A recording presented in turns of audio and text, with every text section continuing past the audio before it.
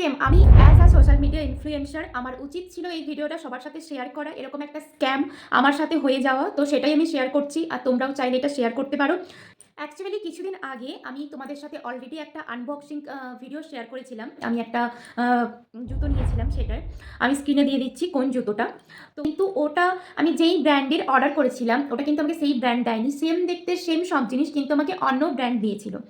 তো আমি ভাবলাম গিয়ে যে আমি অন্য ব্র্যান্ড নেব না।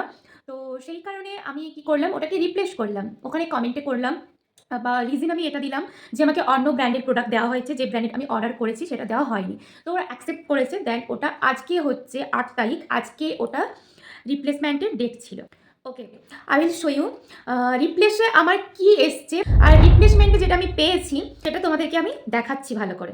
এই হলো সেই ফ্লিপকার্টের বাইরের পেপারটা, আর এই হলো বক্সটার প্যাকেজিংটা জাস্ট দেখো, ফালতু প্যাকেজিং। আর এই হলো সেই জুতোটা পুরো ইউজ করা জুতো, আর এক জোড়া নয়, একটাই জুতো দিয়েছি। জুতোটা কালার ওঠা তোমরা বুঝতেই পারছো। তো যথারীতি আমি ওদেরকে কমপ্লেন করেছি, ওরা অ্যাকসেপ্ট করেছে এবং রিটার্ন নেবে সেটাও ওরা বলেছে। কিন্তু আমার কথা একটাই, যে তোমাদের সেলারের প্রবলেম হোক কিংবা তোমাদের ডেলিভারি বয়ের প্রবলেম হোক, যাই হোক না কেন, তোমরা ওই রকম সেলার তোমাদের ফ্লিপকার্টে রাখবে কেন?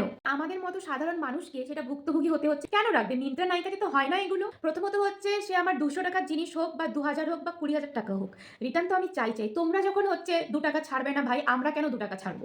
অর্ডার করলেই তোমরা ডেলিভারির সাথে 5 টাকা, 3 টাকা, 7 টাকা করে প্ল্যাটফর্ম ফ্রি নিয়ে নিচ্ছ, সেগুলো তো তোমরা রিটার্ন করছো না। সবাইকে এটা সতর্ক করে দিচ্ছি যে তোমরা সেইখানে সেই স্পটে ডেলিভারি বয়কে দিয়ে বক্স খোলাবে, সে 100 টাকার জিনিস হোক কিংবা 2000 টাকার জিনিস হোক, সেখানে সামনে যদি ওপেন বক্স ডেলিভারি নাও থাকে, তাও তোমরা পুরো বক্স খোলাবে, তোমরা ভিডিও বানাবে, দেন তোমরা রিসিভ করবে, প্রোডাক্টটা ঠিক আছে নাকি দেখবে, তারপরে তোমরা ওটিপি বলবে। লাইক সিরিয়াসলি ফ্লিপকার্ট, এরকম একটা জুতো আমি পরবো বা পরেছি আর ইউজ করা জুতো, লিটারেলি আমার ঘৃণা লাগছে এটা হাত দিতে। লিটারেলি এটা ইউজ করা জুতো, তাও আবার ওয়ান পিস, এক জোড়া নয়, একটা জুতো।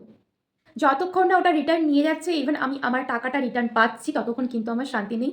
আর কি বলবো, আমার মানে যথারীতি আমার গালাগালি করতে ইচ্ছে করছে। টাকা আমি রিটার্ন পাই বা না পাই, আমি আরও কোথায় কোথায় কমপ্লেন করা যায় এবং কোথায় কোথায় মেল ড্রপ করা যায়, আমি কিন্তু এর খোঁজ নেব এবং আমি তাই করব।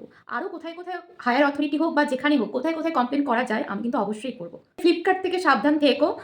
এরা এখন প্রচুর স্ক্যাম চালু করেছে, যেটাতে তোমরা তোমাদের টাকা ফেরত পেতেও পারো, নাও পেতে পারো, অনেক কিছু প্রবলেম ক্রিয়েট হয়ে যাবে। তাই জন্য বলছি তোমরা সাবধানে থেকো, দেখে শুনে জিনিস পারচেস করো এবং দেখে শুনে জিনিস ডেলিভারি বয়ের কাছ থেকে নাও। তো এর বেশি ভিডিওটা আমি আর বাড়াচ্ছি না, তো আমি এখানেই শেষ করছি। সবাই ভালো থেকো, সুস্থ থেকো, বাই।